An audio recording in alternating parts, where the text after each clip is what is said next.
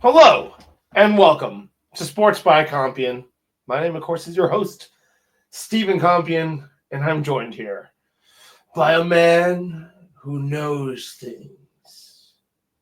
At least Maybe three. sports, maybe other things. We go to him here at Sports by Compian for the bestest of the knowledge of the vaguest details, and that is Corey, the co-host, Compian. How are you today, That's right. sir? That's right. All the COs in my life. That's right. And soon to be a 30-year-old man. It's true. This is the last Wednesday ever I will have in my 20s. And the last Compian to leave the 20s, which, obviously there's third generation Compians coming, but the last of the second generation Compians. Crazy. I mean, there's I probably don't know. Yeah, probably whatever. further The last of us 10, okay, dude? Like, whatever else, Yeah. all right? Anyway, congrats to Corey. We will be at the DC Defenders taking on the San Antonio Brahmas this Sunday. Sportsman Compian will be there. Speaking of things we were at live, Corey, as you may have saw from some of the shorts, we were at the Chicago Hounds hosting the North Carolina Anthem. We have some of those shorts up. We have some of the analysis to give you on that. We also are going to talk UFC. No, Corey, not UFC. UFL. UFL. Because the team we're going to go see, the Defenders, who are hosting the Brahmas, actually just handed the Battlehawks their first loss of the year. Isn't that nice, Corey? Isn't that lovely? I was looking at it. They're top of the league, and the Brahmas are bottom of the league. So we might just be able to witness a murder. We might witness a murder, dude. We might witness a murder. It's going to be a good time. But anyway, we'll hop into both those things here on Sports by Compian. MLR coverage, UFL coverage coming your way right now. In fact, Corey, we'll start with some UFL. As we mentioned, the St. Louis Battlehawks encountered their first loss of the year. They are now 2-1 after falling to the Defenders. This was one of the ugliest first quarters ya boys seen in a long, long time, Corey. Dude, your boy fucking Wilkins had a rough fucking first quarter. My man was getting hit like every 2 seconds, and like they strip sacked him twice. One time his offensive line recovered it. He threw an interception. They couldn't get anything going on offense really all day, but especially in that first quarter, it was just absolutely ugly. But their defense came through and was holding the Defenders to field goals mostly. But it just wasn't going well, dude. And then fucking Tau nails a fucking deep pass to Scott, who took it right down the heart of the Battlehawks defense to go up 10-0. It's looking like a total mess. The very last play of the first quarter, Manny Wilkins rips off a huge run. I think he took it to the house, but apparently got called back. He later throws a touchdown pass, a 35-yarder to who caught that one? Mr. Frank Darby. Indeed. So these were the Defenders were the guys with they have 2 players in the top 5 for sacks. Could we scroll down, see where all these sacks were coming from? Yeah, let's have a look. Do we remember what those boys' names were? No, of course not. Of course not. but Andre had 2. Our boy Derek Arson had 1. So really only 3 sacks, but they did have 9. Well, that's Corey, tackles for loss. 9 tackles for loss. No, they had 3 sacks and 9 tackles for loss. 3 interceptions on the day. Very end of the game. I mean, the game was pretty much over when Wilkins threw this last interception. He did throw an interception down in the red zone. It was just a really, really rough day for your boy Wilkins. They also didn't run the ball with Jacob Taylor nearly enough. Look at this nonsense, Corey. Your boy Jacob, our boy Jacob, friend of the show. Never mind. He had 7 carries for 1 yard. Yikes. Rough day carrying the ball. Anything offensively was just not working. Howard wasn't successful on the ground either. So just Manny had a couple breakaways. Breakaways. His moments. Probably running for his life. Probably like the pocket collapsed. He's like, fuck it, I'm out of here. I'm not taking the sack.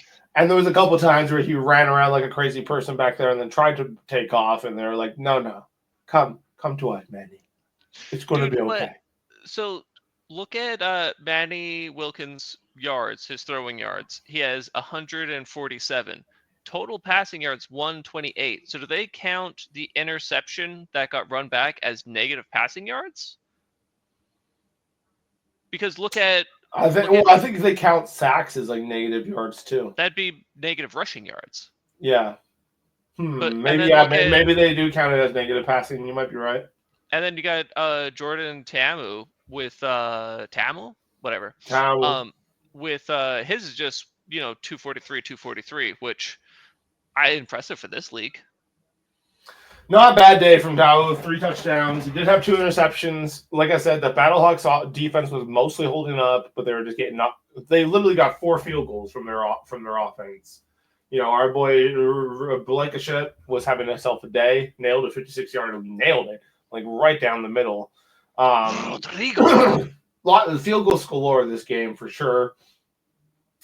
But yeah, that sucks for this guy Matt McCrane. He's like he hits probably his career long of 50, and he just gets overshadowed by like 5 yards. 6 yards, but yeah, and he also missed one. So 56. What a hobo! How dare he miss one? Our boy Abram Smith was there. Our boy Abram Smith was there. Not running the ball successfully, mind you, but remember him from the Sports Studs, one of the very first ones we did. Mr. Abram himself. Yep. He is running the ball not very well. He just had one good run for 12 yards, but mostly tough day at the office. Like I said, the Battlehawks defense came to play, but it just wasn't quite enough, Corey. Let's look at their final stats for the day. So they had 6 tackles for loss, no sacks, and 2 interceptions. So quite not as good. I don't know if this counts, but I don't know what their average viewers are, but I saw they had a post for this game in particular. Their peak viewership was 1.4 million, and the average was like 970,000 or something like that. So almost 1 million average viewers for this game. I think that's good. I don't know what the NFL polls, but and I think that's why the UFL chose to have the final there in St. Louis. Might want to drive down there. Sports by Compian might have to be on the scene for this final. But either way, they are they're hosting it because they have the biggest attendance at all their games. Like that place was rocking. And throughout the game, it was mostly a very close game. The defenders pull away at the end. Dude, their touchdown was wild. Like it bounces off their own tight end's hands as he's diving for it in the end zone, and it goes right into the receiver's hands. And he's just like, yeah, I'll take that instead. You love the second touch. Yeah. So defenders get themselves a win. They go up 3-0 on the, and as you mentioned, they are top of the UFL now with a couple teams at 2-1, 4 to be exact. What do you make of all this, Corey? Brahmas and Showboats both looking for their first win still, huh? Yes, sir. Yes, sir, indeed. Brahmas played against the Panthers, and they were actually up early. They had chances to pull away with this game. They got a kicker, too. The dude nailed a 55-yarder also. But they just couldn't convert enough touchdowns. Their Blue McFarland had a nice day, but it ultimately wasn't enough. They did have a beautiful pick 6 against the Panthers quarterback. Like their linebacker just ran his eyes the whole time, picked it, ran it back, was about to get overrun, so he cuts back inside and kind of right over the quarterback a little bit, or pushed him away at least. And I think I saw that play. Yeah, scampered away for a touchdown, but ultimately not enough. The Panthers they look like the better team the whole time. They just seem like they were fucking around and kind of being dumb. And then they sort of were like, all right, let's just stop all this nonsense and win this game. And that's kind of what they did. I remember the Brahmas last year. They were kind of mid in the beginning, and then they kind of started pulling away and acting like a real team whenever the playoffs came around. So maybe they'll do that again this year. They'll get their legs under them and start being a problem.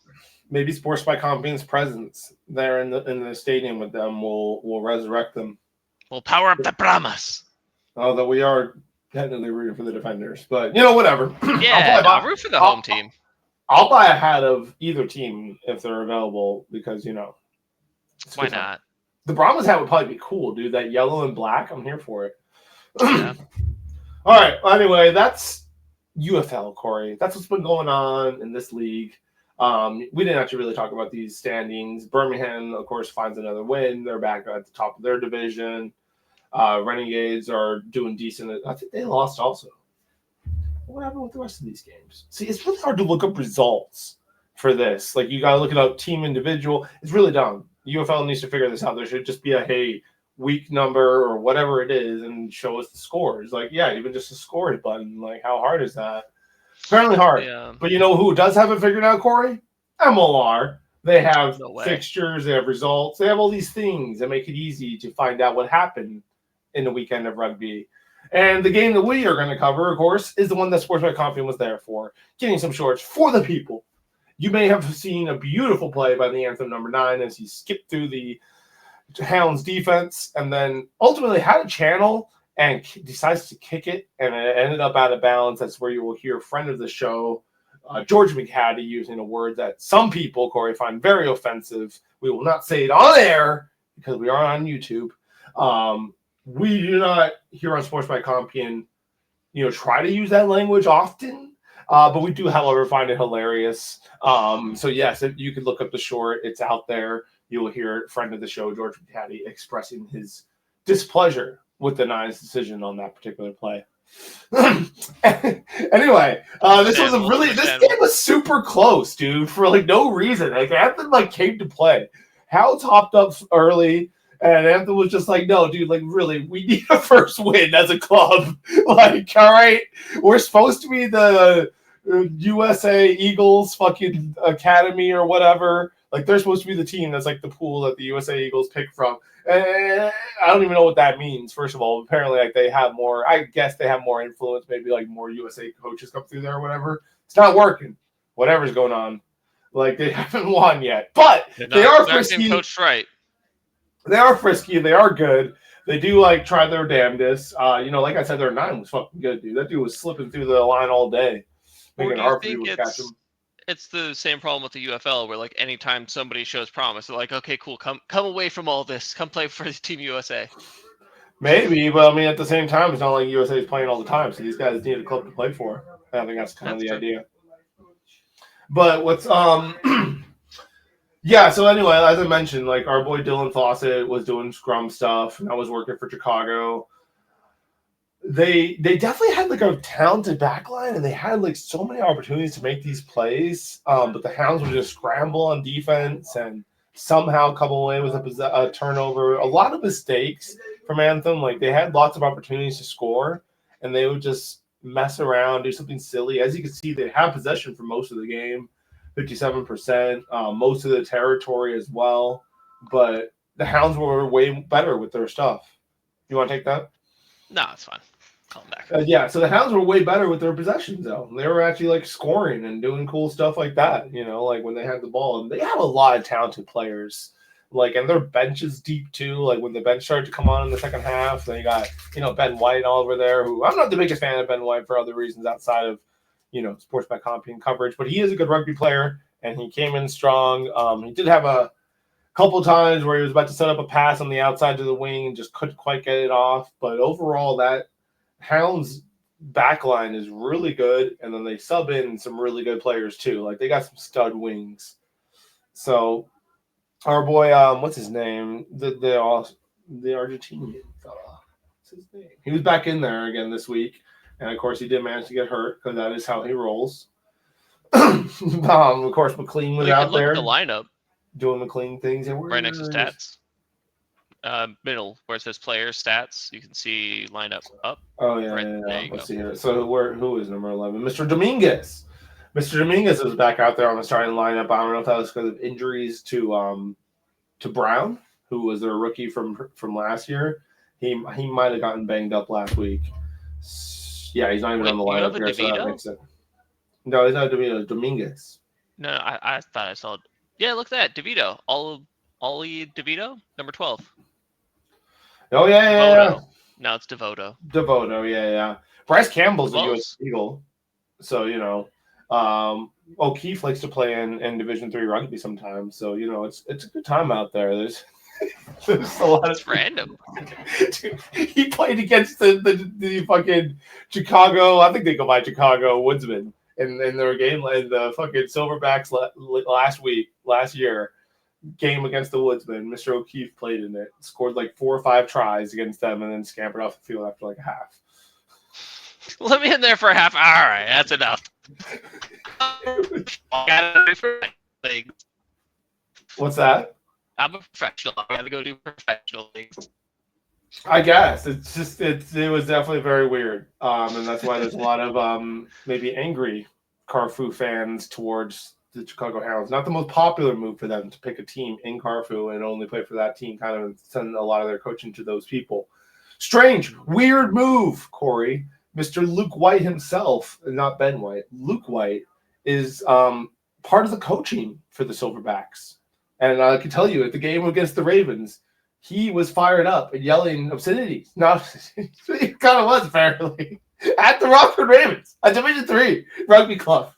I mean, you gotta be passionate about things. You gotta be passionate. If you're coaching, you're coaching. He was definitely in. He's full in on the Silverbacks.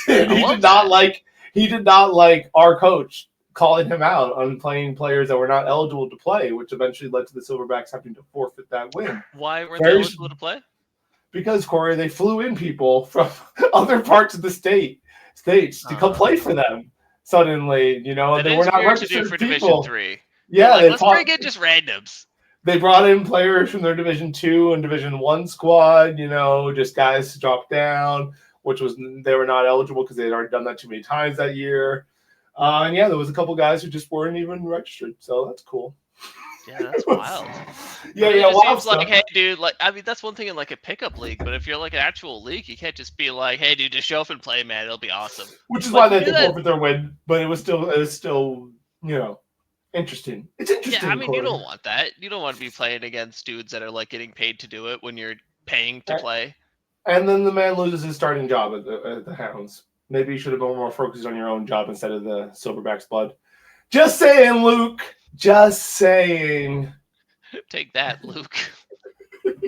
Anyway, Chicago Hounds are on top of the fucking whole conference now. It's great. The whole league. They're kicking ass. They're 7-1. Dude, San Diego League to continue their free fall as they fall to who beat them this week? Somebody handled them. I think it was the Free Jackets. Yeah, the Free Jackets handled them like 48-12 or something crazy. Like, let's have a look at this real quick. Look at easy access to the score. You see this? Oh my god! No way! Look at this fanciness.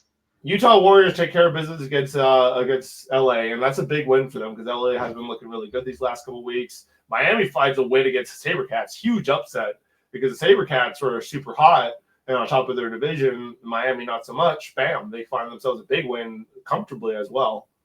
Nola Gold, massive win over DC. Old Glory. Old Glory is out there, just one of those teams. Like they're up and down. But either way, Nola Gold desperately needed a win. I think they're like 4 games in a row they had lost. And then, Free Jackets, 39-12 over San Diego. Huge win for them. They really handled San Diego. San Diego now drops 3 games in a row, Corey. Is Dan Old Glory or Hounds Old Glory. How dare he? I know. They do have a cool name, don't get me wrong.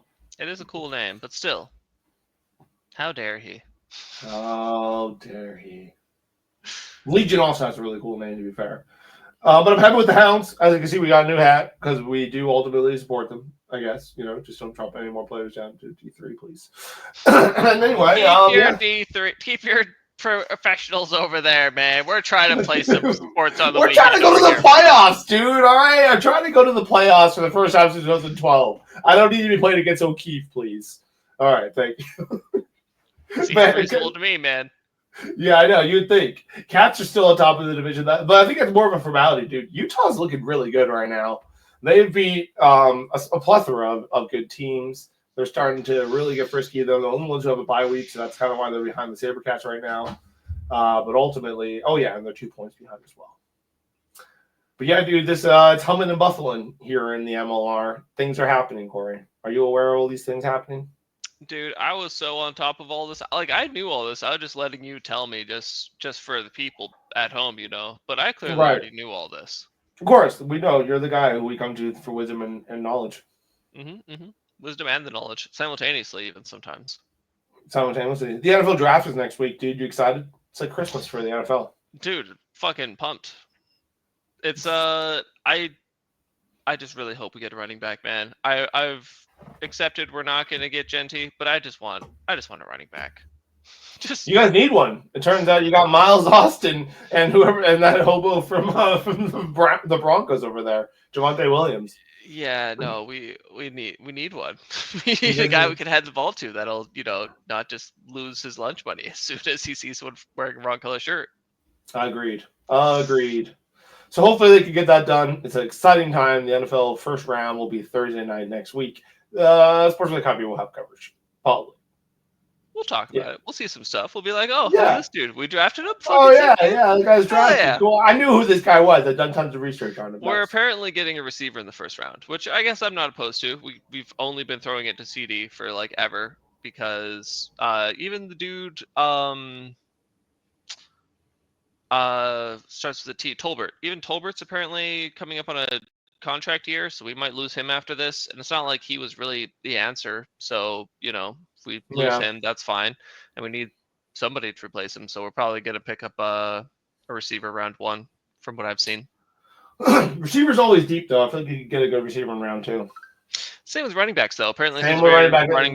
This is a deep running back class. It's a running back dense group, so I'm like, fuck it, dude. If it's that many of them, let's get like 2 then. Let's just see what happens. Pick one up in the 7th round. One of those guys who like fell off just because it was a ridiculous class. Yeah, exactly. Well, sweet. Anyway, that's Sports by Company's coverage on MLR, UFL, and we would like to dedicate this episode to some of our pets who have been a part of our lives and have brought love and joy to some of our people on this show, our co-hosts. And anyway, Mrs. Blondie Compian herself passed away a couple weeks ago. Quite a lovely puppy. We absolutely loved having her. Kind of our teenage dog, not quite childhood dog, but I mean, I think I was like 11. You were probably like 13 when she showed up. Very, very early teen years then. So definitely a huge part of our lives. Stuck around forever. God bless her. 17-year-old dog. 17-year-old dog. It's a good time. So then I was 13 when we got her. So you're probably like 15. Okay. Yeah. Either way, sorted a lot of things out for me. Great dog. Was so scared of the world, but she eventually calmed down with us, and I hope she had a good run with us. And of course, Mr. Loki Compian also passed away Sunday. Lovely dog for our co-host Christopher Compian. Brought a lot of love and joy to that man's life and to all of ours as well. I really like that dog. He was a really good egg. So without getting too emotional, a couple weeks ago, we did just see him on the show here a couple weeks ago. God bless Loki. God bless there, Mrs. Blondie. Badger agrees. Tiger is over there taking a nap for them too. So we're all in solidarity for the situation. Sports by Compian. You know what, dude? We're out of here.